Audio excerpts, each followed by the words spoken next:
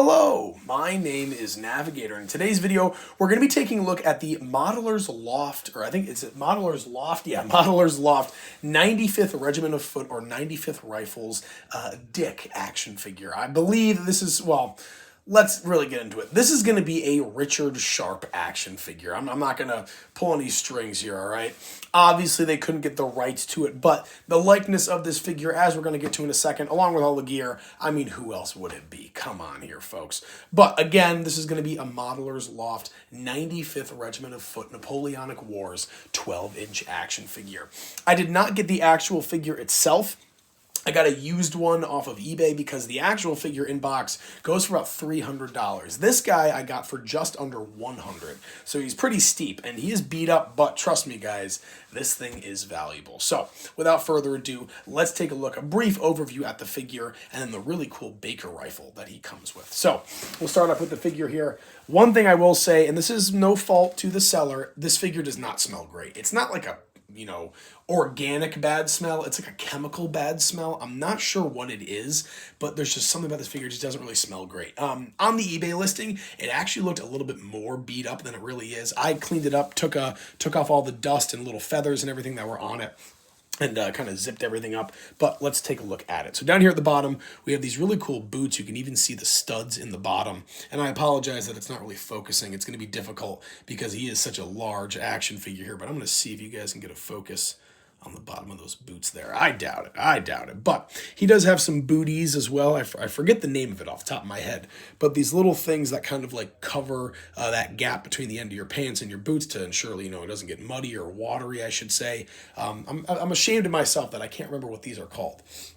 But he does have those in there. Those are going to be black. These came loose, so I actually had to kind of Velcro them and apply them myself, so we do have that. But majority of the uniform is just going to be this kind of dark green wool, and I'm pretty sure it is wool. It's very similar to that fabric. It's very realistic. No wonder this thing is so expensive. But next up here at the waist, we do just kind of have a belt here. Very beat up, but it is still held together, so there are no complaints from me, and that carries around to the back. Next up there, we just kind of have this white bag that is sitting over his shoulder there. So we do have that.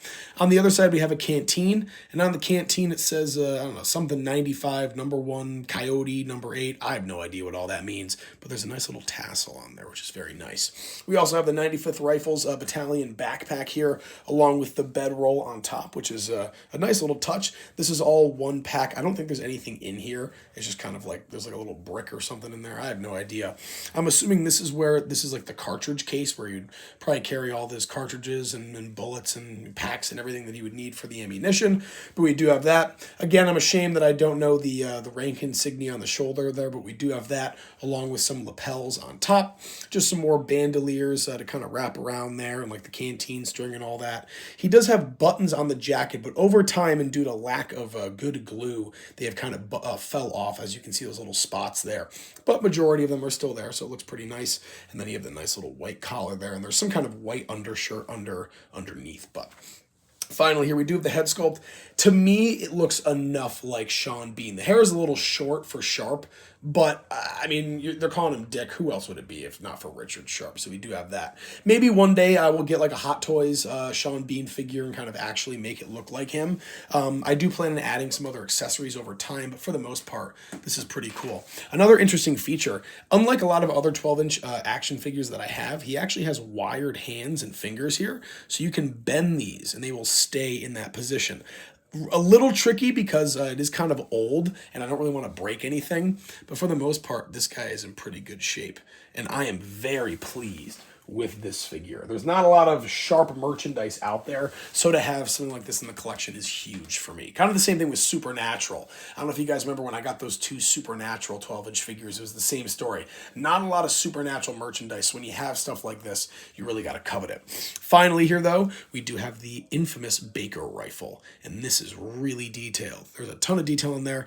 I'm glad the flintlock actually doesn't move, or I guarantee that would have been broken over time, but there's a little bit of a strap here, a little worn. I did kind of have to force it around the barrel here to kind of keep it intact, and that will probably slide up and down, but that's all right. It's in pretty good shape. The only downside is it does kind of curve a little bit there, but just maybe over time I can kind of have it curve back, but I don't know. This is pretty sweet. I'm just glad I got the firearm with him. So, folks, I'm going to leave it there. Modeler's Loft 95th Regiment of Foot Dick action figure, but for all intents and purposes, a Richard Sharpe action figure.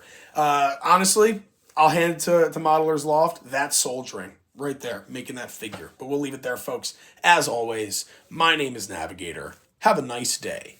Take care.